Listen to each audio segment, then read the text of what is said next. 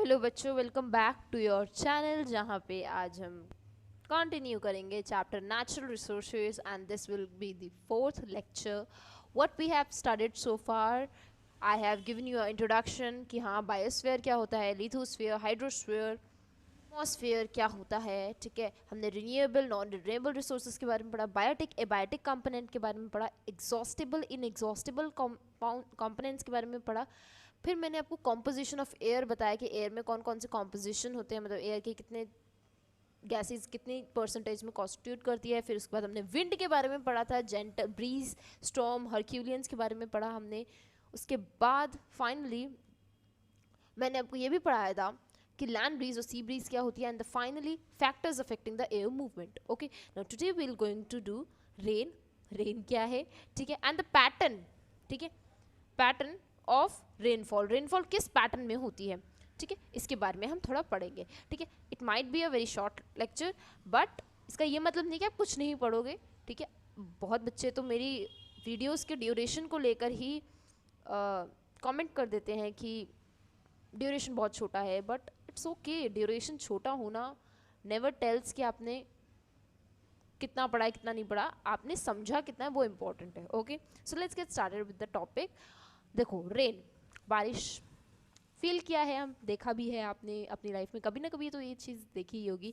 ठीक है, it's a natural phenomena, बहुत ही ब्यूटीफुल फिनोमिना भी होता है, बहुत लोगों को अच्छा लगता है, बहुत लोगों को बकवास भी लगता है ये.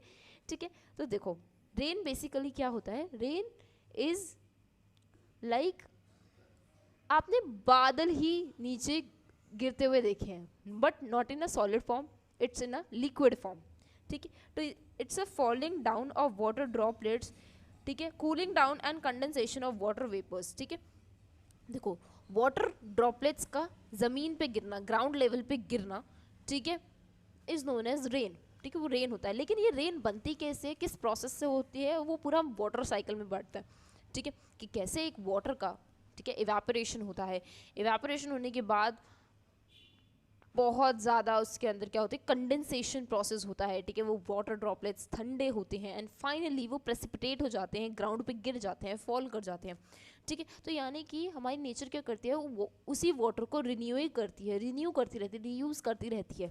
ठीक है, it is a powerful source of water. बिल्कुल आपके अर्थ पे जितने आपके dams, ocean, sources, rivers, streams, lakes, जितना भी भर रहा है पानी, इनके अंदर आ कहाँ से रहा है, इनका सोर्स है रेन ओनली. अगर रेन नहीं होगी तो ऑब्वियसली बात है ये चीज़ें भी, ये जो हमारी नेचुरल बाउंटीज होती हैं, ठीक है, वो भी नहीं भरेगी. Okay, now what is the use. ठीक है, वाटर के आखिर कहाँ कहाँ यूजेस होते हैं. पहला होता है ट्रांसपीरेशन एंड रेस्पिरेशन. ठीक है, आपके जो प्लांट्स होते हैं वो ट्रांसपीरेशन प्रोसेस करते हैं. ठीक है, वाटर लूज़ करते हैं. ठीक है, रेस्पिरेशन करते हैं, वाटर की ही मदद से करते हैं. ठीक है, help to do land breeze and sea breeze. बिल्कुल हमने कल ही पढ़ा था, लैंड ब्रीज और सी ब्रीज होने के लिए तीन चीज़ों की हमें ज़रूरत पड़ती है. पहला पानी होना चाहिए, दूसरा लैंड होना चाहिए, और तीसरा एयर होनी चाहिए, है ना. अगर यही तीन चीज़ें नहीं होंगी तो कैसे हो जाएगा, नहीं होगा ना. ठीक है, तो लैंड ब्रीज और सी ब्रीज होने के लिए, जो कि हमारा एयर की मूवमेंट के लिए भी रिस्पॉन्सिबल होती है, उसके लिए भी हमें हमारा रेन ही रिस्पॉन्सिबल है. ऑब्वियसली बात है, अगर पानी का जो भी सोर्स है, पानी का जो भी आप सोर्स ले रहे हो, डैम ले रहे हो, रिवर ले रहे हो, लेक ले रहे हो, अगर उसके अंदर पानी नहीं होगा, वो सूखा होगा, तो क्या लैंड ब्रीज और क्या सी ब्रीज, कुछ भी नहीं होगा, है ना. अच्छा, जब डस्ट पार्टिकल्स, आपके एटमॉस्फेयर में बहुत सारे माइन्यूट डस्ट पार्टिकल्स होते हैं. ठीक है, कुछ तो हार्मफुल होते हैं, ठीक है, कुछ क्या मोस्टली हार्मफुल ही होती हैं. ठीक है, और स्मोक होती है. जब दोनों ही कंबाइन होती है तो क्या बन जाता है, एक न्यूक्लियस बन जाता है, एक डेंस मास बन जाता है, जो फाइनली आगे चल के क्लाउड्स का फॉर्मेशन करता है. ठीक है, वो किसका फॉर्मेशन करता है, क्लाउड्स का फॉर्मेशन करता है. ठीक है, तो ये है थोड़ा सा ब्रीफ अकाउंट कि हाँ रेन क्या है, कैसे बनता है, ठीक है, किस किस यूज़ में आता है, वो पानी कहाँ कहाँ से यूज़ होता है, और हमने ये भी पढ़ा कि कितना पावरफुल सोर्स है वो. ठीक है, next is what is the pattern of, what is the pattern of rainfall. Rainfall का पैटर्न क्या होता है. ठीक है, रेनफॉल किस पैटर्न में गिरती है. ठीक है, अच्छा आपको क्या लगता है, ज़रा मुझे कमेंट में बताना कि रेनफॉल जो हमारी ग्राउंड पे आती है वो बिल्कुल सीधी सीधी आती है जैसा आप सोचते हो, या जैसे आप बचपन में ड्राइंग बनाते थे वो टेढ़ी टेढ़ी, स्लांटी स्लांटी, वैसे टेढ़ी टेढ़ी आती है, कैसे आती है. ठीक है, तो इसका रीज़न तो होता ये है कि आपकी जो रेन है, जो वाटर ड्रॉपलेट्स, वो गिरते तो नीचे ही है, मतलब बिल्कुल वाई एक्सिस के अलॉन्ग बिल्कुल ही वर्टिकली नीचे ही गिरते हैं, लेकिन ग्रेविटी के चक्कर में वो क्या होते चले जाते हैं, अर्थ पे धीरे धीरे धीरे धीरे धीरे धीरे जैसे जैसे वो ग्राउंड के करीब होते हैं वो धीरे धीरे टेढ़े होते चले जाते हैं, ठीक है। और वो जो वाटर ड्रॉपलेट्स है जो ऊपर से तो गिरते हैं ऐसे की फॉर्म में, तो नीचे आते आते आते आते आते वो ड्रॉप की फॉर्म में शेप ले लेते हैं। Okay, the pattern of rainfall brought by south west और नॉर्थ वेस्ट मानसून, बिल्कुल जो साउथ वेस्ट की हवाएं होती हैं और जो नॉर्थ वेस्ट की मानसून होती हैं उनकी वजह से ही हमारी रेनफॉल कॉज होती है, ठीक है। Now what are the factors, there are two factors basically जिन पे हमारी रेनफॉल सबसे ज़्यादा डिपेंड करती है। पहला आता है इंटेंसिटी, इंटेंसिटी मतलब कितनी ताकत से रेनफॉल आती है। कभी कभी आप देखते हो भाई सब बहुत ही तेज़, एकदम झरझर झरझर झरझर बहुत ही तेज़ आता है, ठीक है, rain.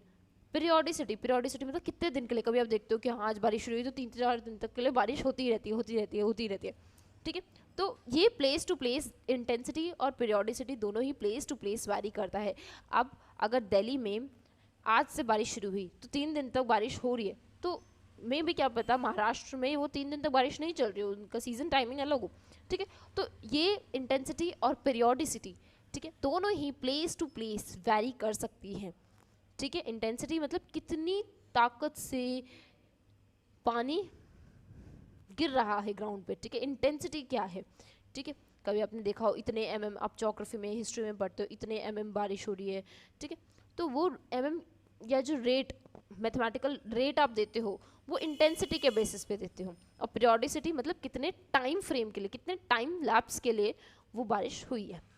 Okay, so that's it for today and I feel like you have understood what I have taught you, ठीक है। Go through the NCERT and if you have any doubt you can ask me in the comment section. Thank you so much बच्चों।